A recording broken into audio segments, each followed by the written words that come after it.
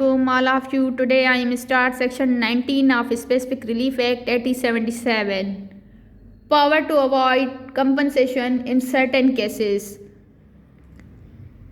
Allows a court to award monetary compensation for the breach of contract in addition to or in lieu of specific performance, and a plaintiff can ask for the both in the same lawsuit. If a court denies specific performance but find a contract was breached, it can award compensation to the plaintiff if specific performance is granted but is insufficient. The court award additional compensation. इसमें यह कह रहा है कि court के पास power है कि वो अवार्ड करे कंपनसेशन इन सर्टेन केसेस में। अगर वो सर्टेन केसेस देखे जाएं तो वो सिविल कोर्ट में सिविल सूट होते हैं।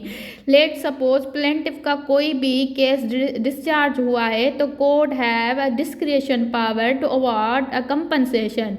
और उसके बाद हमें देखा जाए कि सिविल कोर्ट अगर किसी भी कॉन्ट्रैक्ट है, अगर कॉन्ट्रैक्ट बनाया है, कॉन्ट्रैक्ट की टर्म्स एंड कंडीशन लिखी गई है, अगर उसमें वॉलेंस आ जाती है, इट मीन्स उसको डिनाई करता है कोई भी, तो court have to power to award a compensation और डिफेंडेंट परफॉर्मेंस करवाएगा कि it give a compensation.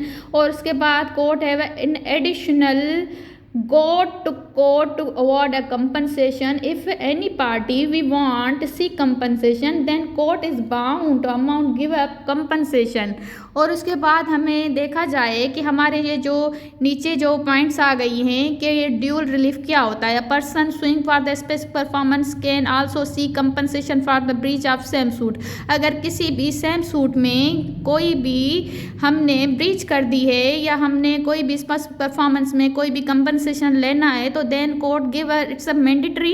It means यहाँ पे उसने एक्सप्लेन कर दिया गया है। उसके बाद अल्टरनेटिव रिलीफ होता है। Alternative relief are those if specific performance is not grant. अगर स्पेसिफिक परफॉर्मेंस ग्रांट नहीं की but the court find there was breach, और कोर्ट समझती है कि यहाँ पे किसी भी कॉन्ट्रैक्ट में ब्रीच हुई है और प्लेंटिफ इंटाइटल्ड है, तो देन वहाँ पे भी कोर्ट इट इज शल का आ गया, means it is a mandatory to avoid a compensation. Additional relief भी यहाँ पे हमें मिल सकता है इफ स्पेसिफिक परफॉर्मेंस ग्रांट। अगर हमारा स्पेसिफिक परफॉर्मेंस यहाँ पे ग्रांट हो चुका है but the court believes it is not enough to fully satisfied, और कोर्ट समझती है कि ये पार्टी सेटिस्फाइड नहीं है, तो then it court avoid a further compensation, उसको ज़्यादा भी बढ़ा सकती है, कोर्ट के पास पावर है। और उसके बाद आ जाते हैं कोर्ट डिस्क्रिशन।